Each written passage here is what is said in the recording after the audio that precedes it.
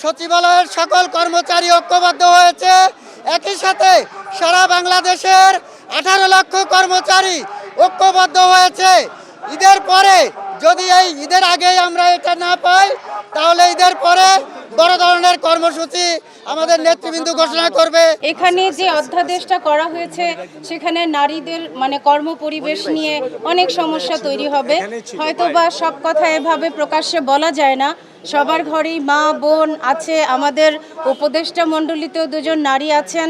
তো সবার কাছে আমার বিনীত অনুরোধ, সার্বিক দিক বিবেচনা করে আপনারা আমাদেরকে সহযোগিতা করুন, আমাদের বিরোধিতা করবেন না। মাননীয় উপদেষ্টা মহোদয়, আমরা সরকারের অনুগত কর্মচারী, আমরা এই কালোয়ানকে আমাদেরকে চাপাইয়া দিয়েন না। 18 লক্ষ কর্মচারী, তার পিছনে আরো 2 লক্ষ জনবল আছে। আপনি 2 কোটি আরো জনবল আছে তাদের পিছনে।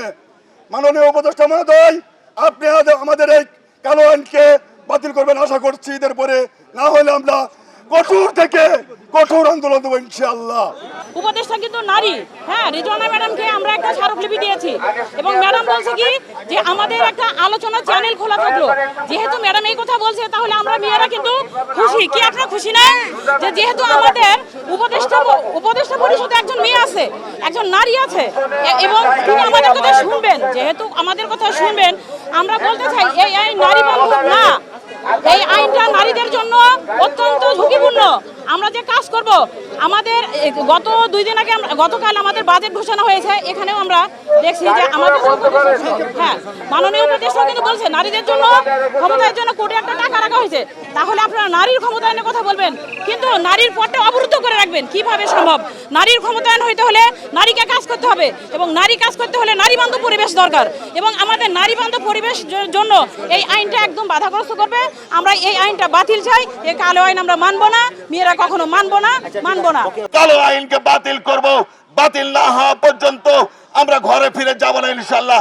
সচিবালয়ে যত আওয়ামী দূষর, এই ফাঁসিবাসের দূষর, আপনাদেরকে হুঁশিয়ারি করে বলতে চাই, আপনারা মনে করেন না কর্মচারীরা বোকা। আমরা কিন্তু, আপনি হয়তো বিশেষ পাস করে আসছেন, আমরা হয়তো অনার্স পাস করে আমরা এই চাকরি করতেছি। তবে আপনাদেরকে বলে চাই, আপনাদের কাছে যে আমাদের আশা প্রত্যাশা ছিল সেটা আর হলো না। অতএব আপনারা চাচ্ছেন আপনাদের সাথে সংঘর্ষ। ইনশাআল্লাহ আল্লাহ যদি শরীরে রক্ত বেঁচে থাকে, ইনশাআল্লাহ ঈদের পরে এই সংঘর্ষ দিয়েই যদি হয়, ইনশাআল্লাহ শেষ রক্ত থাকা পর্যন্ত আমরা অবস্থান করব।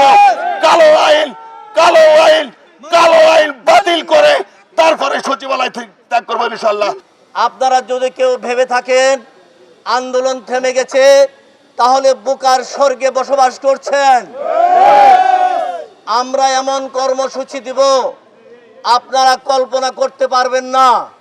কারণ ঈদ সামনে, আমরা সবাই গ্রামের বাড়িতে যাব। এই জন্য আমরা আগামীকাল আমরা কর্মসূচি রাখি নাই, বাট আমরা এমন কর্মসূচি দিব আপনারা কল্পনা করতে পারবেন না।